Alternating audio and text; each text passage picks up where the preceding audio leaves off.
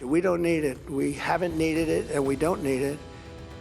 We've beaten and completely decimated Iran. They are decimated, both militarily and economically and in every other way. And The Strait of Hormuz is more than just a strategic waterway. It is the world's energy jugular, a narrow passage where every barrel of oil transported dictates the stability of the global economy. In a landscape of chronic geopolitical friction, the emergence of a direct threat, orchestrated by the Islamic Revolutionary Guard Corps, IRGC, transforms this maritime crossroads into a powder keg. As the IRGC tightens its grip on the coastline, the shadow of a total maritime blockade looms, threatening to plunge global markets into unprecedented chaos.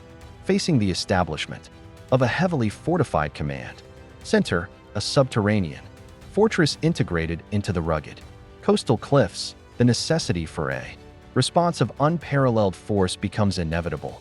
This facility acts as the brain of regional disruption, coordinating sophisticated anti-ship missile batteries and swarmboat tactics. This high-stakes scenario highlights a surgical, high-intensity incursion where an unprecedented force of 5,000 elite U.S. Special Forces operators must intervene.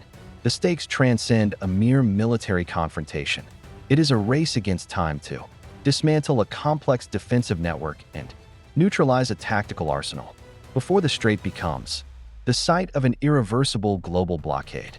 This is not just a raid. It is a decisive gamble to preserve the freedom of navigation in the world's most volatile choke point. The execution of the operation relies on millimetric synchronization between raw firepower and surgical precision, transforming the rugged, salt-crusted coastline of the Strait of Hormuz into a theater of total technological warfare under an absolute electronic blackout generated by specialized EW, electronic warfare, aircraft, which effectively severs the enemy's ability to call for reinforcements. The offensive opens with the massive deployment of 5,000 elite operators from the world's most prestigious units, while stealth tilt-rotor transport helicopters insert Rangers and Delta Force teams onto strategic ridgelines. Overlooking the objective, waves of special boat team fast attack craft carrying Navy SEALs simultaneously strike through rocky beaches under the cover of thermal smoke screens and suppressed naval gunfire. This multidimensional pincer maneuver immediately isolates the IRGC complex, hermetically sealing the sector and creating a lethal kill zone for any escaping personnel. Once the outer perimeter is breached, the assault pushes deep into hardened structures where special forces employ fragmentation, breaching charges, and autonomous indoor reconnaissance microdrones to map out and saturate enemy defenses. Within the labyrinthine, reinforced concrete bowels of the command center, close quarters battle, CQB, reaches a fever pitch. Each level is methodically cleared by assault teams, advancing under panoramic night vision and utilizing suppressed carbines to maintain the element of chaos.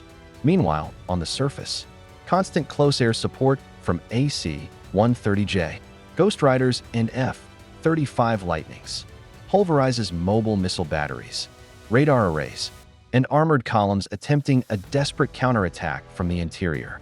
The operation reaches its climax with the violent seizure of the Tactical Operations Center, a high-tech subterranean sanctuary. By capturing encrypted hard drives, intelligence assets, and physically neutralizing the guidance servers that control the region's anti-access/area denial, A2/AD capabilities, the operators do more than just destroy a building. They trigger the systemic collapse of the entire coastal defense network. This surgical evisceration of the adversary's operational brain silences maritime harassment threats and dismantles the infrastructure of regional intimidation through the decisive and overwhelming application of force. The mission secures the enduring reopening of this vital artery, ensuring that the lifeblood of the global economy continues to flow through the world's most volatile choke point. L'aboutissement de cette offensive, éclair marque un tournant décisif dans la préservation de la stabilité internationale. En neutralisant en quelques heures un complexe que l'on pensait imprenable. Les forces spéciales ont envoyé un message sans équivoque. La liberté de navigation dans le Detroit de Hormuz n'est pas négociable. Ce succès ne se mesure pas seulement au nombre d'infrastructures démantelées au de réseaux de communication sections, mais à la restauration immédiate de la confiance sur les marchés mondiaux. Alors que l'aubesse lève sur les os de sormis sécurités, l'ombre du blocus s'efface, laissant place à une reprise fluide du transit énergétique. Au-delà de la victoire tactique, cette opération redéfinit les standards de la guerre moderne de haute intensité.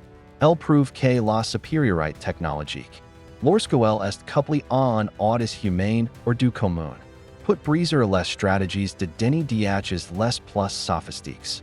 En démantelant le cerveau de l'adversaire au cœur même de son sanctuaire côtier, les forces d'élite n'ont pas seulement sécurisé un passage maritime. Elles ont réaffirmé la résilience de l'ordre mondial face aux tentatives de coercition régionale. Le Detroit de Hormuz, autrefois symbole de vulnérabilité, redevient ainsi un artère libre, rappelant que la sécurité de l'économie planétaire repose, en dernier recours, sur la précision et la bravoure de ce coadjacent dans l'ombre.